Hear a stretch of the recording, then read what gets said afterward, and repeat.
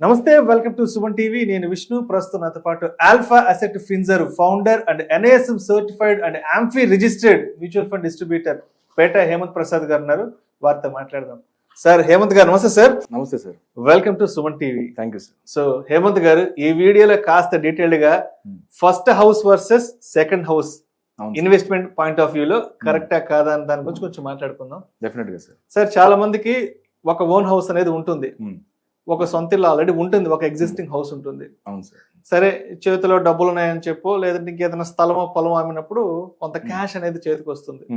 సరే, కొంత క్యాష్ చేతిలో పెట్టుకొని బ్యాంక్ నుంచి కొంత లోన్ అమౌంట్ తీసుకొని ఇంకొక సెకండ్ హౌస్ అక్కడ కన్స్ట్రక్ట్ చేసేసి దాని కన్స్ట్రక్షన్ పూర్తయిన తర్వాత దాన్ని రెంట్ కి ఇచ్చేసి నెలకు ఒక 20,000కో 30,000కో రెంట్ ఇచ్చేసేస్తే ఆ దాని మీద వచ్చే రెంట్ ని మనం EMI లో కన్వర్ట్ చేసేసుకుని, సో ఒక సెకండ్ హౌస్ ని కూడా మనం ఏర్పాటు చేసుకుందాం అన్న ఆలోచనలో చాలా మంది ఉంటారు. కాబట్టి సో ఆల్రెడీ ఒక ఇల్లు ఉన్న వాళ్ళు మరి చేతిలో ఉన్న డబ్బును తీసుకెళ్లి, అదేవిధంగా బ్యాంకు నుంచి కొంత లోన్ అమౌంట్ తీసుకెళ్లి మరి ఇంకొక ఇల్లు కట్టి దాని మీద వచ్చే రెంట్ ని మరి లోన్ గా కన్వర్ట్ చేసుకుని మరి EMI గా పూర్తి చేసి మరి ఆ ఇంటిని సొంతం చేసుకోవడం అనేది అది కరెక్ట్ ప్రొసీజర్ అంటారా? సో ఆ విధంగా చేయడం కరెక్టేనా? అదే సార్. సార్, చాలా మందికి ఆల్రెడీ ఒక ఇల్లు ఉంటుంది సార్, ఓన్ హౌస్ ఉంటుంది. సో సెకండ్ హౌస్ కూడా కొంతమందికి ఉంటుంది. సో మూడోది కూడా ఒక ఇల్లు కొని మనకి ఎలాగో లోన్ ఎలిజిబిలిటీ ఉంది కదా, లోన్ తీసుకొని ఆ వచ్చే రెంట్ ఏదో EMIకి అడ్జస్ట్ చేసేసి ఎలాగోలా మనకు పే చేసేస్తే సో అక్కడ మనకు అసెట్ అనేది మనకు మిగిలిపోతుంది కదా అని అట్లా అనుకుంటూ ఉంటారు. అది జనరల్ సార్, జనరల్ గా. కాబట్టి వాళ్ళకి ఏంటంటే ఇక్కడ ఇంకా ఈ రియల్ ఎస్టేట్ తో పాటు ఇంకేదైనా అదర్ ఆల్టర్నేటివ్స్ ఉన్నాయా, ఆల్టర్నేటివ్ ఇన్వెస్ట్మెంట్స్, బెటర్ లిక్విడిటీతో ఉండే ఇన్వెస్ట్మెంట్స్ ఉన్నాయా అనేది ప్రాపర్ అవేర్నెస్ లేదనమాట. సో ఇక్కడ ఈ రోజు మనకు ఒక కేస్ స్టడీ ద్వారా సో ఇప్పుడు ఇట్లా ఈ రెంటల్ ఇన్కమ్ ద్వారా అంటే ఆల్రెడీ ఒక ఇంటి ఉండి మళ్ళీ ఇంకొక హౌస్ కొని లోన్ తో కొని ఆ వచ్చే రెంట్ ఇన్కమ్ అడ్జస్ట్ చేసుకొని అది బెటర్ అంటారా, ఇంకేదైనా ఆల్టర్నేటివ్ ఇన్వెస్ట్మెంట్ లేదా మ్యూచువల్ ఫండ్స్ తో కంపారిజన్ చేసి చూద్దాం ఏది మనకి బెటర్ గా ఉంటుంది అనేది, just for the purpose of awareness అనమాట. సో ఇక్కడ మన కేస్ స్టడీలో చూస్తే ఒక పర్సన్ ఆల్రెడీ ఒక ఓన్ హౌస్ ఉంటుంది సార్, ఇది సెకండ్ హౌస్ కొంటున్నారనమాట. ఒక లోన్ ఎలిజిబిలిటీ ఉండి సో 1 crore ప్రాపర్టీ కేసు సినారో చూద్దాం.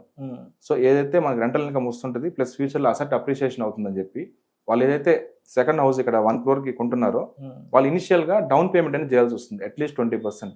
అంటే 1 crore హౌస్ ప్రాపర్టీ కాబట్టి ఒక 20 lakhs డౌన్ పేమెంట్ కట్టారు అనుకుందాం. సో ఇక బ్యాలెన్స్ 8 lakhs అనేది స్టాంప్ డ్యూటీ చార్జెస్ అని చెప్పి, ఇంటీరియర్ డెకరేషన్ అని చెప్పి ఒక 8 lakhs కూడా అవుట్ ఫ్లో అనేది జరుగుతుంది సార్. సో ఓవరాల్ గా 28 lakhs అనేది వాళ్ళకి ఇనిషియల్ గా ఖర్చు అవుతుంది ప్రెసెంట్. సో ఇంకోటి ఏంటంటే ఈ 80 lakhs ఏదైతే వాళ్ళు లోన్ తీసుకున్నారో ఈ 80 lakhs ఒకవేళ మనం అజంప్షన్ 20 years లోన్ తీసుకున్నాం అనుకుందాం.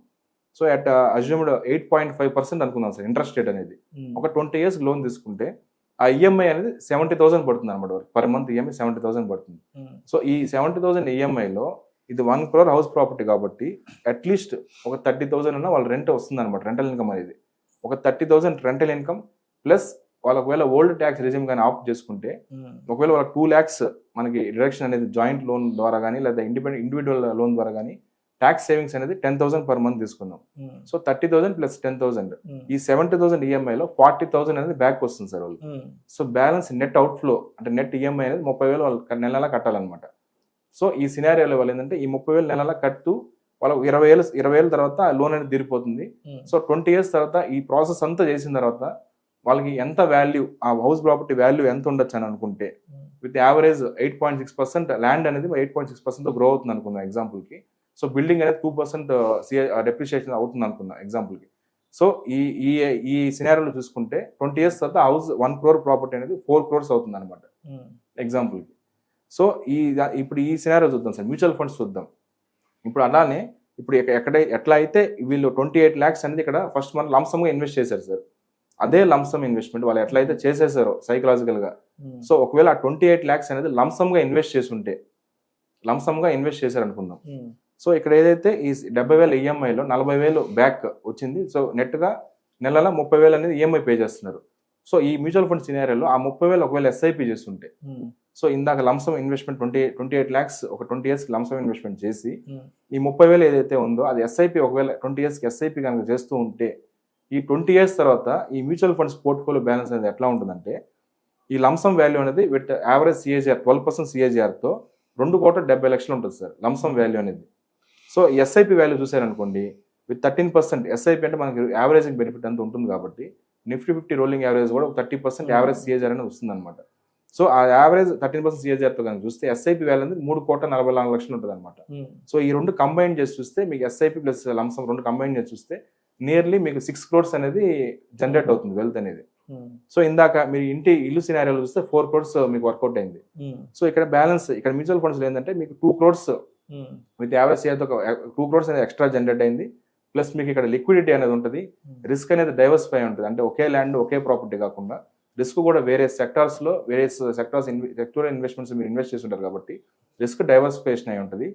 మీకు ఎప్పుడు కావాలంటే అప్పుడు లోన్ అగైన్స్ మ్యూచువల్ ఫండ్స్ ద్వారా లిక్విడిటీ కూడా ఎటువంటి ప్రాబ్లం ఉండదు అనమాట. సో వన్స్ ఈ 6 crores మీకు కార్పస్ క్రియేట్ అయిన తర్వాత దీన్ని సిస్టమాటిక్ విత్డ్రాయల్ ప్లాన్ గా కూడా మీరు కన్వర్ట్ చేసుకోవచ్చు. సో మంత్లీ రెగ్యులర్ ఇన్కమ్ అనేది అప్పుడు క్రియేట్ అవుతుంది మీకు. సో ఇక్కడ ఈ సినారియోలో చూస్తే మీకు 4 crores క్రియేట్ అయింది యావరేజ్ సిఏజర్ కండిషన్స్ లో. అంటే ఈ 4 crores అనేది మనకి depending upon the property locations బట్టి మనకు ఉంటుంది సార్, వేరియస్ ఫ్యాక్టర్స్ బట్టి డిపెండ్ అయి ఉంటుంది. సో ఈ హౌస్ ప్రాపర్టీ కేసులో మీకు ఏంది లో లిక్విడిటీ ఉంటుంది. మీకు ఏదైనా ఎప్పుడన్నా అవసరం అర్జెంట్ క్యాష్ ఫ్లో అవసరం వచ్చింది, మీరు 4 crores ప్రాపర్టీ నుంచి మీరు లేదా 1 crore ప్రాపర్టీ నుంచి మీరు ఒక 2 లక్షలు 3 లక్షలు తీసుకోలేరు. సో లోన్ అగైనెస్ట్ ప్రాపర్టీ కూడా మీకు చాలా లెందీ ప్రాసెస్ అనమాట. సో లిక్విడిటీ అనేది చాలా తక్కువ ఉంటుంది ఈ కేసులో. సో మీకు ప్రాపర్టీ రెంట్ కి ఇచ్చేది కాబట్టి మీకు ఆ టెనెంట్స్ డ్యామేజ్ చేసే అవకాశం ఉంటుంది, ప్లస్ మెయింటెనెన్స్ ఎక్స్పెన్సెస్, సో ఇవన్నీ బిల్డింగ్ డెప్రిసియేషన్ ఉంటుంది. సో ఇవన్నీ ఉంటాయి సార్. సో ఆల్రెడీ ఒక ఓన్ హౌస్ ఉండి మళ్ళీ ఇంకొక హౌస్ తీసుకోవాలనేది అది వాళ్ళ ఎవరి ఇండిపెండెంట్ డెసిషన్ వాళ్ళది. సో నేనేం చెప్పాలనుకుంటున్నా అంటే మీకు ఓన్లీ రియల్ ఎస్టేట్ ఇన్వెస్ట్మెంట్స్ కాకుండా ఇంకా మీకు ఆల్టర్నేటివ్ ఇన్వెస్ట్మెంట్స్ అనేది ఉన్నాయి, అంటే మ్యూచువల్ ఫండ్స్ అట్లాంటివి ఉన్నాయి. సో మీ పోర్ట్ఫోలియోలో డిఫరెంట్ ఇన్వెస్ట్మెంట్స్ పెట్టుకున్న దాని వల్ల మీకు ఒక్కొక్క అసెట్ అనేది ఒక్కొక్కలా పర్ఫార్మ్ చేస్తే మీ పోర్ట్ఫోలియో బ్యాలెన్స్డ్ గా ఉంటుంది అనమాట. సో నేను జనాలకి ఓన్లీ ఈ ఇన్వెస్ట్మెంట్స్ కాకుండా ఇంకా వేరే ఇన్వెస్ట్మెంట్స్ ఉన్నాయని ప్రాపర్ అవేర్నెస్ మీ ద్వారా నేను తెలియజేస్తున్నాను sir. Right sir. So conclusion గా ఏం చెప్తారు మరి? So first house versus second house investment point of వ్యూలో డెఫినెట్ గా సార్ అదొక ఇండివిజువల్ డెసిషన్ బట్టి ఉంటుంది. సో ఒకవేళ ఎవరైతే మాకు రియల్ ఎస్టేట్ కావాలనుకున్నా డెఫినెట్ గా వాళ్ళు రియల్ ఎస్టేట్ కి మళ్ళీ సెకండ్ హౌస్ కి వెళ్తారు సార్.